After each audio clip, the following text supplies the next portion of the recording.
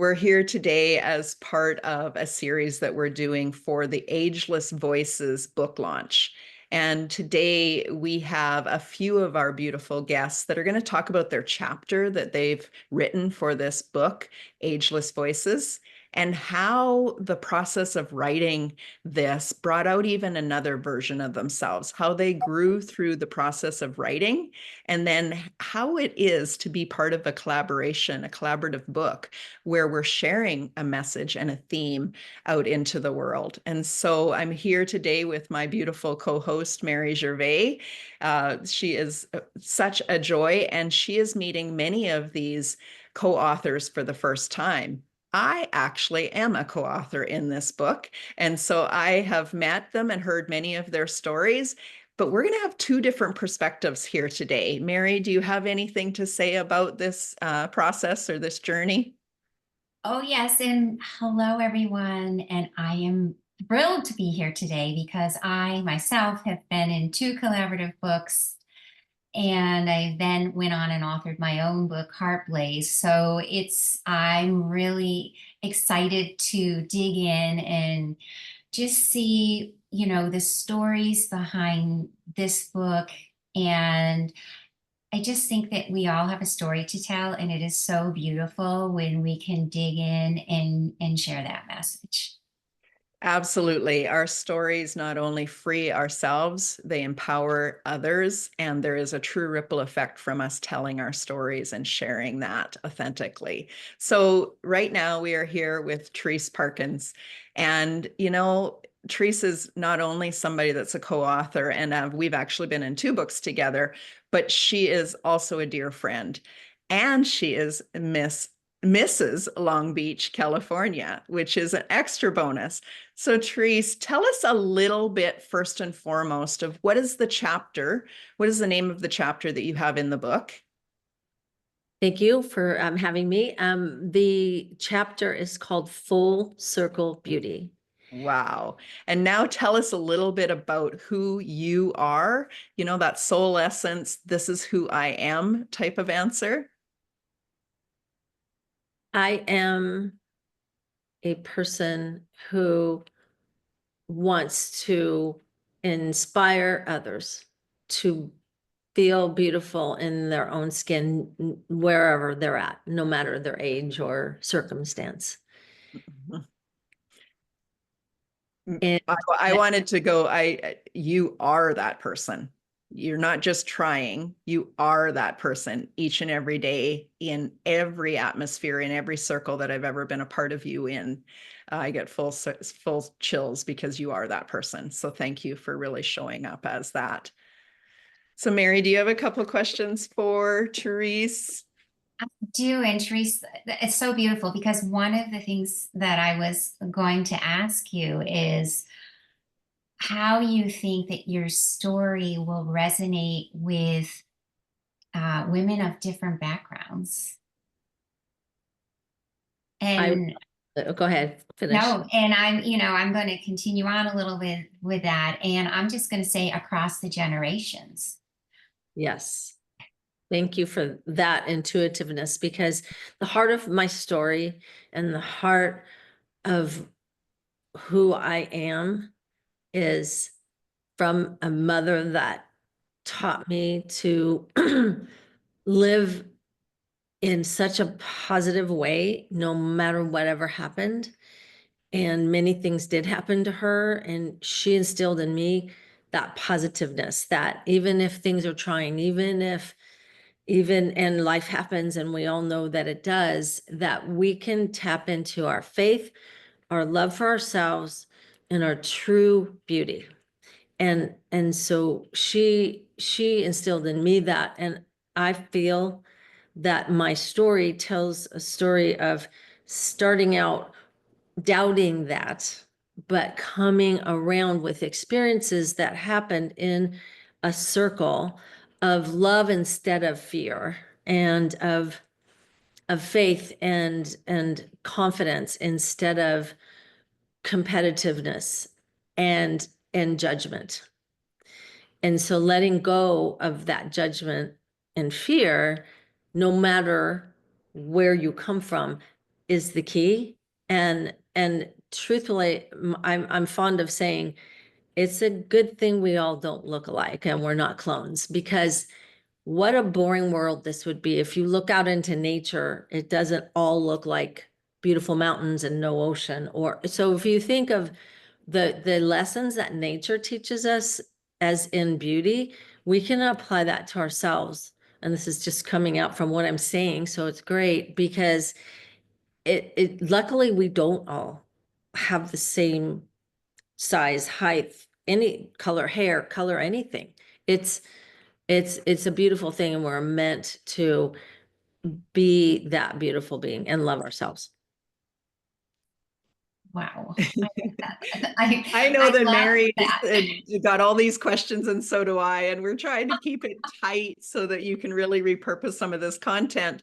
But I want to go into that. There's been struggles that brought you to this point in your life where you can share this message. Can we get a little bit of a behind the scenes view on what it took for you to write this story or get to this place where you can share this message?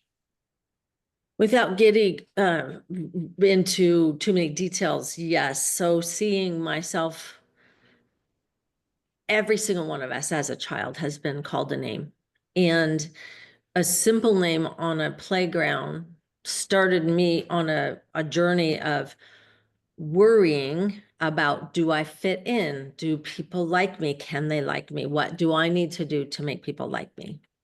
And that turns us into a people pleasing. And I think we all can resonate with that. And over the years of doing that, which led me to um, to a body dysmorphia and like problem when I was a teenager, and then later trying to be a mom and a mother and a good wife and to everyone. I think a lot of us kind of lose that core of what we're really supposed to be doing. But I always felt like there's something more here. There's a deeper me that's not coming out. So I would say that, and my friend that I worked for would say, "What? You have everything. Like, what do you want?" And I said, "It's not about, it's like there's something more." So I think that we all have that something more. And if we can really own what is speaking to us and tap into that voice that is there, and so different circumstances help me do that. Something my mom said when she was about to pass away at 100, things that even my peers said, and instead of trying to, I flipped a switch at one point because my mom looked at her gray hair with such a beautiful way of seeing it. She said to me, "Teresa, my hair, it's coming in blonde, just like when I was 18. Can you believe it? I'm a teenager again. This is amazing." And that words mean so much. And when you hear something so positive, something that most people think is negative, and then you flip it and you can say, this is positive for me. It doesn't mean it's for everyone across the board, that's the beauty of it. No one has to all do the same thing. We can tap into that core of what really is driving us. And so that one decision to not color my hair opted out to another decision to be in a beauty pageant at age 65 and stand on stage with women half my age. Had it always been something I aspired to? No. But I listened to that heart, that heart. And as I walked on the stage, I felt my mom's love lift me. And I felt her there. And she was, but not physically. And I felt her so strong and stood proudly as they announced that I won. And and knowing that I already won in that decision making to be there, and knowing that this doesn't mean the same for every person to do what I did, but it is my message to really tap into what your inner being's telling you, what you're meant for. And it's not something easy, and it doesn't happen overnight, and it certainly didn't. That's why Full Circle Beauty, it was this and this, then this, then this. But those decisions that you make along the way really can change the way you look at yourself, which is the core of my message. Oh, Terese, so beautiful. I mean, there were so many little nuggets that I pulled out there, but the one thing that really sat with me is when you took that moment and you found that unconditional love within yourself.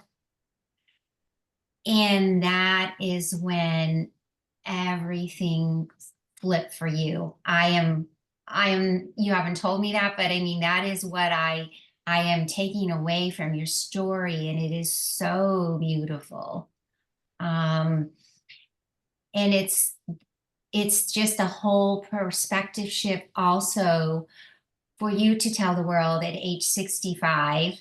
It's like an ageless story of, beauty.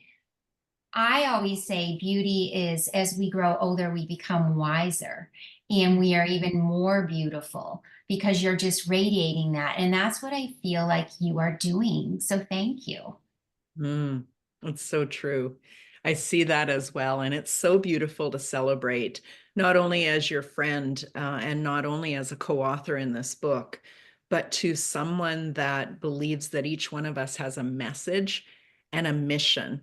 And you have definitely said yes to sharing your mission with the world. So I have one last question, and you know that I can't leave a conversation without speaking about your mother.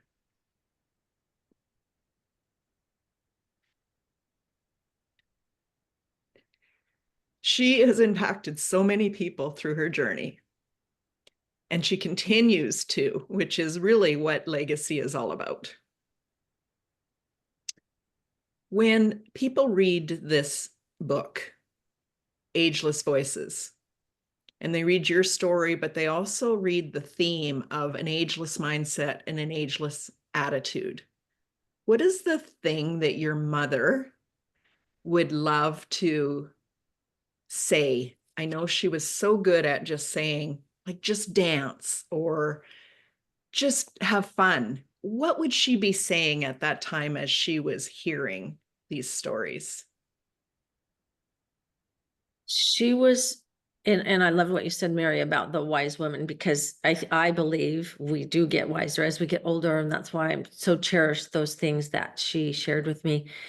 And she was in that book too. So she was part of that compilation, one of them.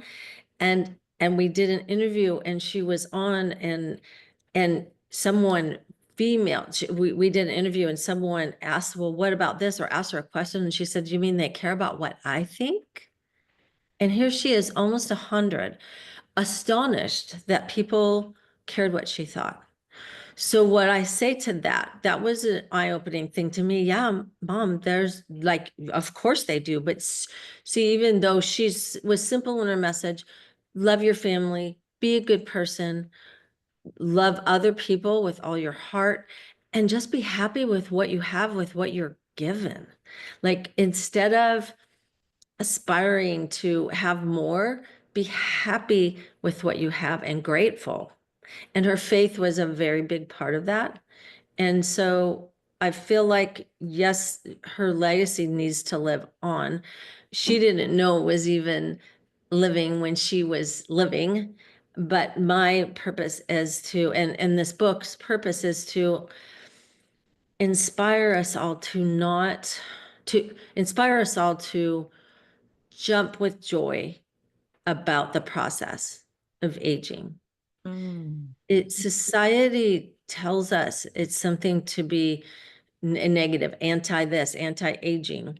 A lot of products are that. And I believe it should be pro-aging. It should be sitting with people like my mom who are older than us and live longer and have different perspectives than we do. Yes, we have modern things in our minds more than they do, but they have core beliefs and so do we all have core beliefs that we can impart to people 10, 20 years or younger, or even people that are older that haven't yet realized the beauty that's within them and that jump for joy attitude that we can all have. Mm, I think that's a perfect place to close off. Mary, do you have anything else No, to? I'm gonna take with me today, jump for joy. Every time, Terese, I think of your mom, I'm going to think jump for joy.